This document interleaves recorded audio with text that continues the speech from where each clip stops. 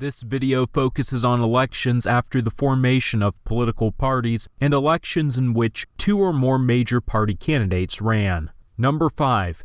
1864, Abraham Lincoln versus George B. McClellan. Lincoln won 212 electoral votes to McClellan's 21. Lincoln carried 22 states to McClellan's 3. And Lincoln won 55.1% of the popular vote to McClellan's 44.9%. Lincoln swept the nation in victory, winning a second term. The 11 states which had seceded did not participate in the election. Still, Lincoln's victory was far from guaranteed in early or even mid-1864, and through much of the year, Lincoln actually believed he would lose. However, battlefield successes in August and September bolstered support for the ongoing Civil War. Also, dissident radical Republicans eventually united behind Lincoln.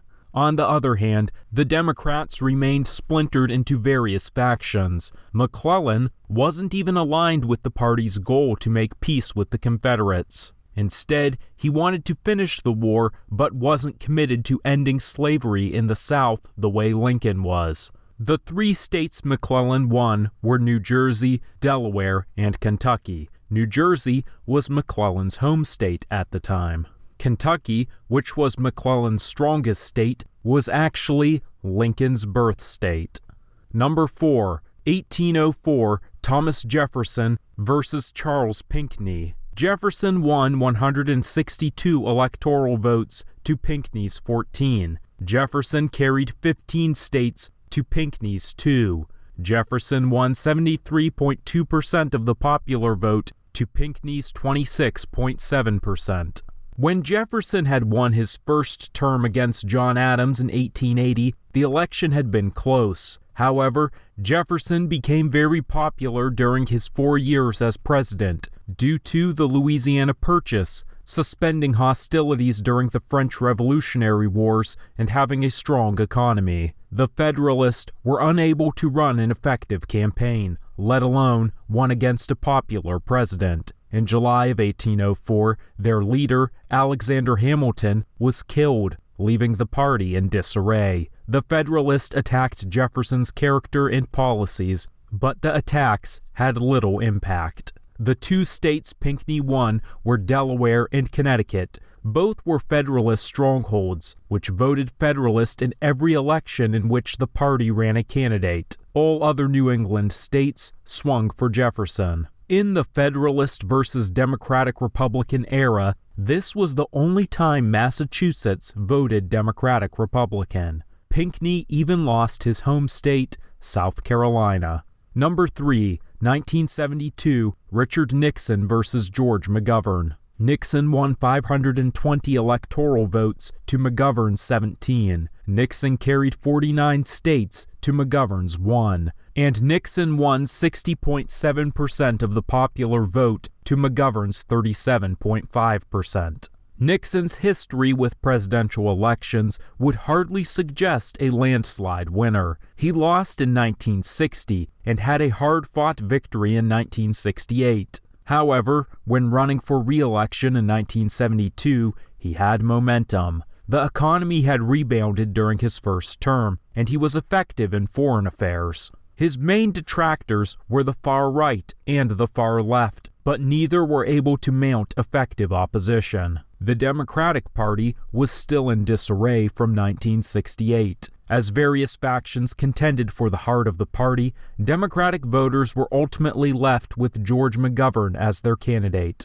McGovern didn't have much working in his favor. He wasn't well known nationally and didn't appeal to certain traditionally Democratic constituencies. Furthermore, he suffered from internal campaign problems and was farther left than even many in his own party were comfortable with. It was easy for the Nixon campaign to paint him as a radical and turn what would have been a win into an overwhelming victory. The one state McGovern won was Massachusetts, which had been a Democratic stronghold since 1960. McGovern even lost his home state, South Dakota. Nixon became the first Republican to sweep the entire South in victory. This was one of only 3 times a candidate won over 500 electoral college votes. Nixon's victory in the popular vote was by double digits. Polling ahead of the election had predicted a large victory for Nixon. Number 2, 1984, Ronald Reagan versus Walter Mondale. Reagan won 525 electoral votes to Mondale's 13. Reagan carried 49 states to Mondale's 1, and Reagan won 58.8% of the popular vote to Mondale's 40.6%. Halfway through Reagan's first term, it didn't seem likely he would win 1984 in a landslide victory or even win at all. The economy had struggled, and his approval ratings even dropped to 35%. However, by the time of the election, the economy had rebounded and the nation had seen some military successes. In addition, Reagan's campaign crafted a very optimistic vision of the future, which resonated with many voters. Mondale had an uphill battle. He had been the vice president to Jimmy Carter, who Reagan had defeated in a landslide in 1980. Mondale's message of improving relations with the Soviet Union didn't connect with many voters, nor did his pledge to raise taxes. Many also point to his choice of running mate as part of the reason for the loss, along with his lack of charisma, which was all the more evident against a seasoned entertainer like Reagan. The one state Mondale won was Minnesota, his home state. Even here, he only won the popular vote by a few thousand votes. Reagan had also won a landslide victory against Carter in 1980, though Carter had managed to win 6 states as opposed to Mondale's 1. This was one of only 3 times a candidate won over 500 electoral college votes. Reagan's victory in the popular vote was by double digits, and as of this recording, he is the last presidential candidate to accomplish this. Polling generally had predicted a large victory for Reagan. Number 1, 1936, Franklin D. Roosevelt versus Alf Landon. Roosevelt won 523 electoral votes to Landon's 8. Roosevelt carried 46 states to Landon's 2. Roosevelt won 60.8% of the popular vote to Landon's 36.5%. Roosevelt entered his run for a second term with the odds in his favor. He had, in fact, won his first term with a landslide victory, and since then, his New Deal programs, such as unemployment benefits and Social Security, had become popular with many voters, though the Great Depression was still ongoing. Meanwhile, much of the country still blamed the Depression on the Republicans. The nation had punished them severely in the congressional elections of 1932 and 1934 and saw no signs of letting up. Furthermore, Landon was not seen as a strong candidate. Compared to the charismatic Roosevelt, he was infamously absent on the campaign trail. He didn't provide a strong alternative plan to the New Deal either. Simply, he argued that the programs were good but mismanaged. The 2 states Landon won were Vermont and Maine, which he won handedly. Both were nearly unbreakable Republican strongholds, and neither swung for Roosevelt in any of his 4 landslide victories. Landon lost his home state, Kansas, and he lost it by over 7 percentage points. This was one of only 3 times a candidate won over 500 electoral college votes. Roosevelt's victory in the popular vote was by double digits.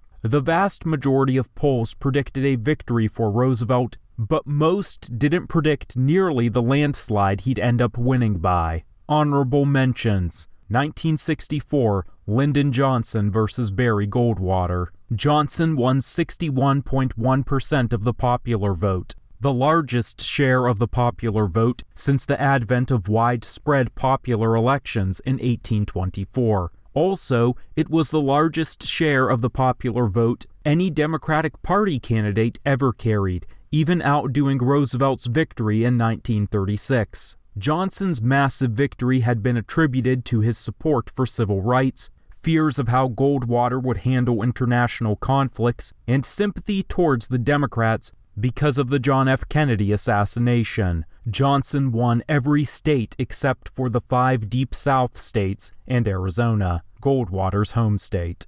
1820, James Monroe. Monroe won almost by default as the dying Federalist Party failed to nominate a candidate. It was nearly a unanimous victory, if not for one faithless elector, casting his vote for Secretary of State John Quincy Adams, who wasn't even running. 1788 through 89 and 1792, George Washington. George Washington won unanimously both times he was elected president. Because of the election rules at the time, which determined that the second-place candidate became vice president, Washington technically had election rivals, but they were essentially just running for vice president. Washington was beloved throughout all the states for his leadership during the War for Independence. It's been said that the only other man who could have contested him was Benjamin Franklin, also beloved for his wartime efforts. However, Franklin wasn't running for president